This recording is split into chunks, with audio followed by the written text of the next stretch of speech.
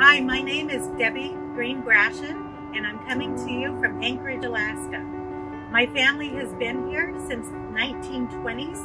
The history goes that my grandfather came out as a young man in 1922 after reading Jack London's Call of the Wild. I'm proud to be saying hello to you from my beautiful state.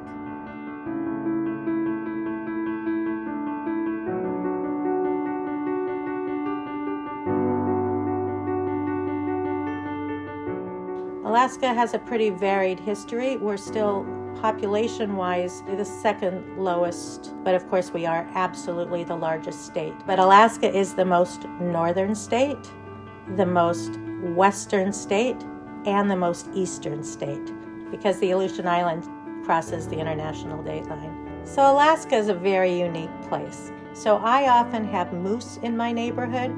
I've seen baby moose being born. Like on Yom Kippur, we once had 3 moose sitting down in our driveway. Even though I'm born in Anchorage, I'll still stop, take a picture of the moose. It's still always exciting to see.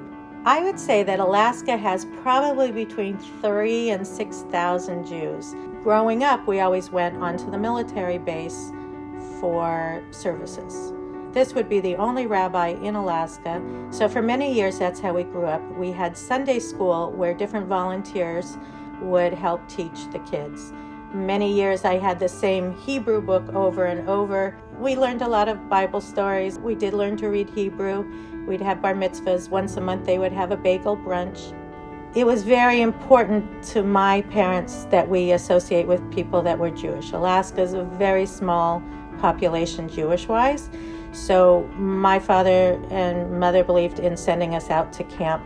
And when my dad went down, he signed us up for the Orthodox Jewish camp that was going to happen that summer. And for 10 days, we were exposed for the first time to what more observant Judaism was about.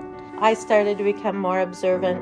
I started to keep kosher. My parents started to keep kosher in their house after they had been married for 18 years. When you think about kosher food, we don't have a shochet, we don't have a bakery. We typically will either do an order and ship things in from Seattle or somewhere else. Luckily, we have fish aplenty. So when I was 16 or 17, I went to New York and we went to my dad's first cousin's daughter's wedding. I can remember at the wedding that they served gefilte fish, and I'm like, what is this? And I realized that it was gefilte fish. And I asked, why isn't it orange? And they said, because we make it from whitefish. And I said, oh, so my grandmother makes it from salmon. I thought everybody's grandmother did that. So growing up in Alaska, it was always very, very special to meet anybody else Jewish. Like if somebody came into our store and they were Jewish, my dad would call my mom and say, hey, I'm bringing these people home for dinner. In the 1960s, actually Golda Meir stopped through Alaska on a trip, and she came to my grandparents' house, and I'm sure my grandmother fed her. Any Israel connection was a big deal, but it wasn't until I went to college that I realized people actually moved to Israel or made Aliyah. I never even knew that people did that.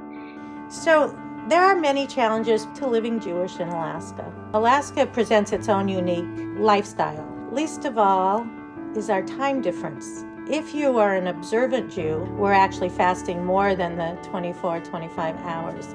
Like Tisha B'Av can sometimes last 3 days. And then further north you live, like in the summertime, the sun does actually not set. It's a little bit crazy and a little bit challenging here due to the daylight. So one of the biggest challenges we faced living here is Jewish education. So we made a very tough decision in 1990 to move to Seattle. We knew that we wanted our kids to be able to get a Jewish education that we didn't have. We moved back after about 15 years when my kids were grown, but now there's organizations that we can connect to. The world is a much smaller place than it was when I was growing up. We have actually 2 synagogues. We have a Reform temple, Temple Beth Shalom, and then we have the Chabad Lubavitch Jewish Center. We have a thriving community which now has Talmud Torah, they have Sunday school, they have after-school programs, but at the time it was not available for us. So our family is very pro-Israel. We have been involved for many years with the American Israel Political Action Committee. Even our governor was pro-Israel. He made sure that nothing was invested that was pro-BDS. We always live our life as if we do good things, people will think nicely of us and will realize that Jews are good people. And so from the land of the midnight sun to the Holy Land, I want to wish you a Shana Tova, a happy and healthy New